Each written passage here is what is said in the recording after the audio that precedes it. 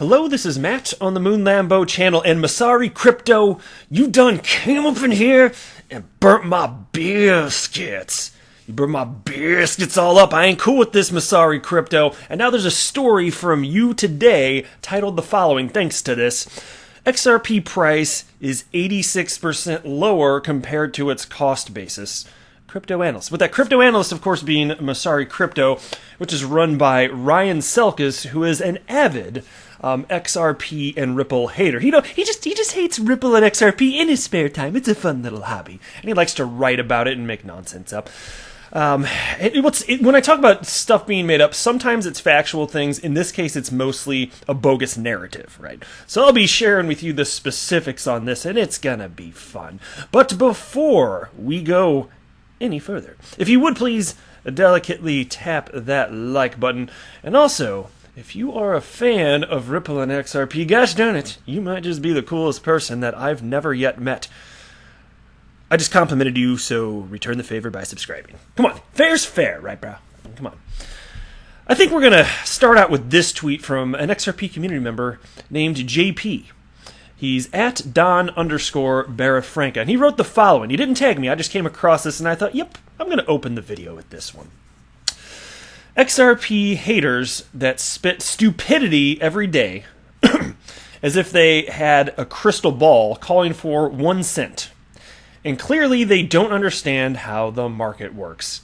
Glad you blocked me and went away. I am so sad to be blocked. Laughy emoji, and then some others. Yep, I think that properly sets the mood here.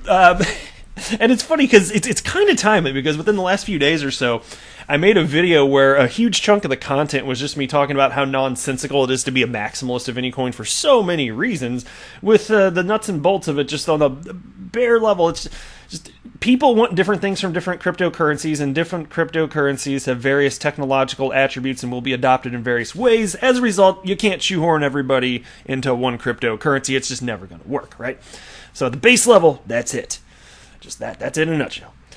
And it's not stopping people from being complete jackasses, though. So what exactly did Masari Crypto have to say here? Well, they definitely brought out their inner Bitcoin Maxi troll. Man, I'm a Bitcoin Maxi troll. I live under a bridge.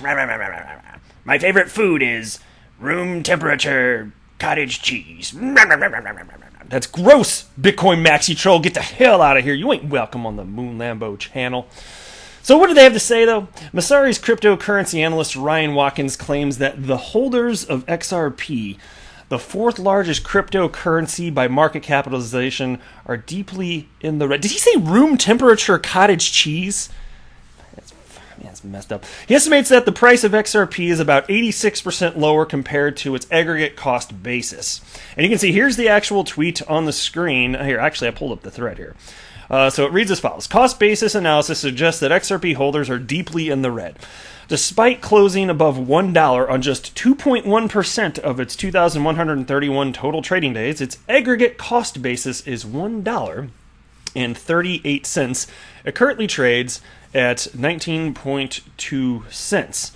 Okay, so I went ahead and I pulled up this right here. This is Bitcoin's price chart. It's the all-time price chart going back. In this particular chart, I hit all, but the farthest it goes back is 2013. I don't know if that's just because that's when it began to be tracked by CoinMarketCap. I don't really know. I don't remember the specifics. I feel like I've asked that question at some point anyway. Here's the major run-up at the end of 2017, right now, and into early 2018. And what's happening here is you're talking about the cherry picking of data based on a timeline that suits the narrative that you wish to bestow upon the entire crypto community. No, thank you so much for that, Masari Crypto. So what would it be? What would the P&L number be? The profit and loss number, if you're talking about right here where I'm highlighting, this is close to the bottom in 2018. So right now what I'm highlighted is December 10th, 2018, and the bottom was roughly around there. It's a little shy of $3,500 for one Bitcoin. How would it look right then? Okay, it's cherry picking data here. And also, so fine, XRP's been around for quite some time, but there really wasn't much of any activity on XRP until the calendar year, starting with the calendar year of 2017. It, like many other altcoins, just didn't see much activity. Now, that doesn't mean in terms of percentage fluctuations, there wasn't anything substantial going on in terms of percentages. Like, for instance, I remember, and I didn't pull up for this, but I know this is a fact because I've talked about this in the past, and I don't know if it was 2013 or 14, whatever it was, back in ye old times. The price of XRP at one point was like half a penny. It jumped up to 6 cents, which doesn't sound like that much today. If XRP moves by 5 or 6 cents, not the end of the world. But at the time, you're talking about going from half a cent to 6 cents, which is a 12-fold increase, but then it just cratered back down. So, okay, fine. In terms of percentage gains and multiply effect, super duper. Not that many people buying and selling. Most of the money still really was with Bitcoin. And it still is even today. And so it really wasn't until 2017 that most of the people came in. And what happened during that time period, in late 2017 in particular, into early 2018, that's the time period when there was the biggest FOMO for this asset class you've ever freaking seen. And so it's not surprising that people that didn't even know what crypto was 3 days prior jumped in and started buying XRP. I mean, I bought XRP after 1 week, to the day. It was 7 days after I jumped into the world of crypto, I bought XRP for the first time, which was the first coin I ever purchased that was not on Coinbase at the time anyway. And so tons of people did this, and as a result, the price spiked up quickly. And so what ultimately happened? Well, it was absolutely a bubble. I called it a bubble even while I was entering it, and because I didn't know where the top would be. Even as I was purchasing, I was like, well, I don't know for sure where this is, the highs or lows are going to be. But I was saying this to myself even in December of 2017 when I was brand spanking new to this space. I was like, this is a bubble. It's going to pop at some point. And absolutely, I was correct. It ultimately did pop. I just didn't know how high it was going to go. Some people were talking about how we were going to get into $2-3 trillion before it pops, and then it would retrace how much. So I was like, well, you don't know. You don't freaking know. And it didn't even make it to $1 trillion before popping. It made it more like $850 billion or so as an asset class. And so why am I telling you this? Well, let's jump into the piece so that I can illustrate my point here. XRP, the lion's share of which is owned by blockchain company Ripple Labs, is currently changing hands at 19 cents. It remains down 94% from its all-time high of roughly $3.30 reached on January 4th of 2018.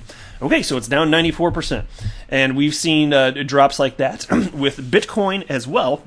And Bitcoin has bounced up a bit since then. And you can look at the chart. Obviously, you haven't seen this with Bitcoin or with XRP yet. You can see how it's come up a bit. Well, I guess I'd have to zoom in more. Maybe I could do a 1 year. It'd probably illustrate what I'm trying to get at here. Maybe I might need a little more time.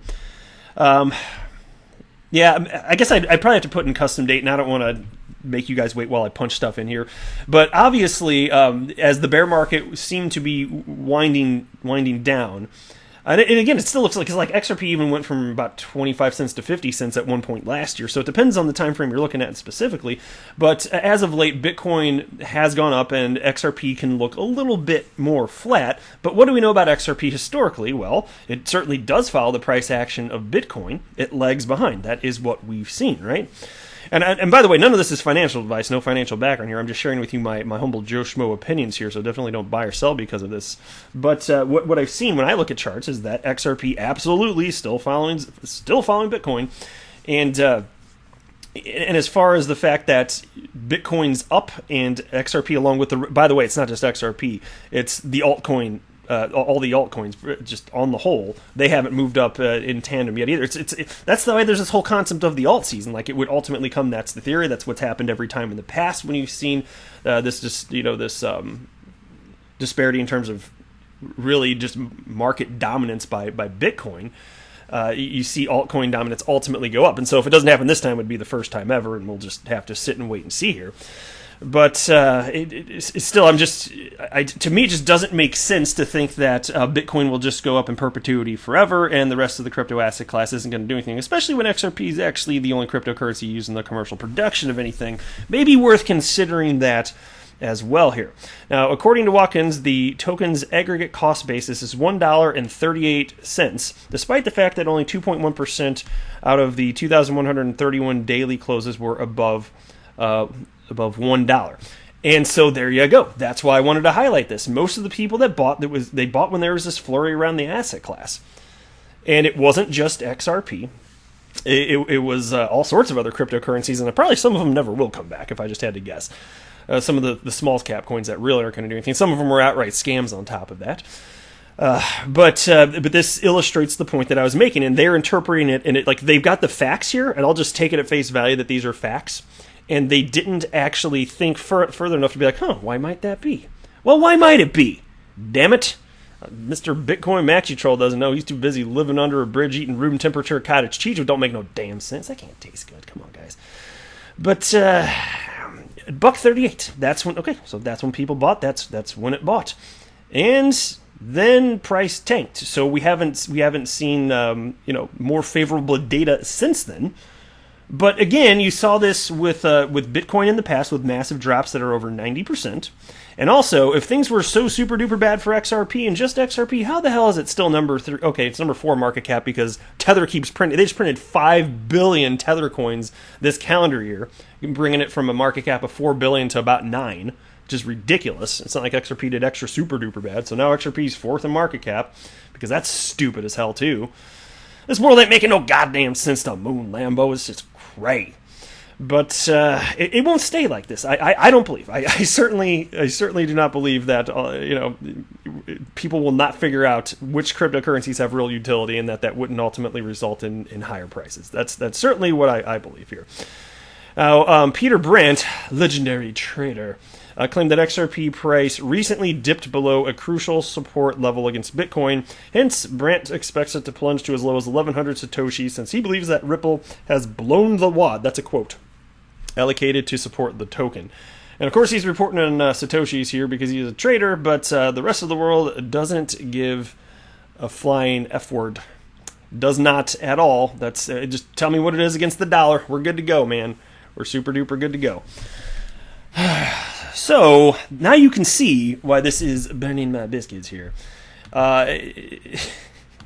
This narrative just doesn't make any sense. And why also, out of all the cryptocurrencies that you could be picking on, why is it that they're writing about XRP? Well, pure hatred, first of all, because XRP is being positioned by a developer to help the legacy financial system, to fix a lot of the problems within the legacy financial system, to help banks.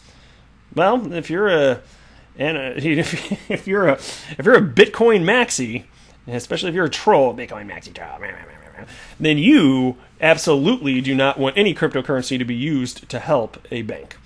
And so that's why you like to highlight this stuff. It doesn't make sense to pick specifically on XRP. It doesn't make sense for all these articles to be written by crypto media, yet here we are.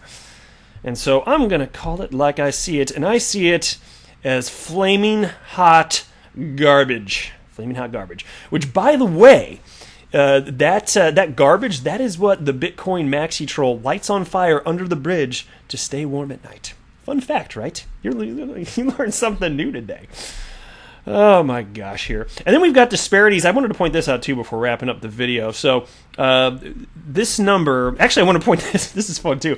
I was going to dive in deeper and see the full analysis here because I was just going off of what was written within this piece by You Today, crypto media outlet. And so I clicked on Masari's site, and they've got a freaking paywall. GoPro to unlock. No, sir, I think I will not pay money for your FUD. I do not need your fear, uncertainty, doubt. And so what's funny is as they're bitching about XRP here, maybe if they would just adopt Coil, which utilizes XRP to stream money in real time, they could have gotten a little bit more money out of some people that are not going to be happy with this paywall. Because I'll tell you what, I'm not going to pay for this damn thing. But hey, if you were with Coil, man, tell you what, I would have been okay with that. I'd still bust your FUD. But I'm just saying. So here you are. You're not with the times. You got a stupid paywall. Nobody wants to pay for your crap. I'm just saying here, man. Just saying here. And so anyway, let me go a little bit further here. Here's the next tweet from Masari. Comparatively, Bitcoin's aggregate P&L is 61% with an implied cost basis of $5,766.23. And when you go back to this, now you've got this from Glassnode showing that 78.9% of Bitcoin accounts are in profit, which is true. Like, somebody's full of crap right here. These are both pro-Bitcoin accounts here. You tell me which one is off. Both of them, probably. I don't freaking know. I just don't know. I just somebody fact check this, damn it. I'm not getting through that damn paywall though. I'm not paid for that. Oh man, that's it for this video though. Thank you for stopping by. I am not a financial advisor. Do not buy or sell anything because of anything that I say or write. So that would be a very, very, very bad idea. Until next time, to the moon, Lambo.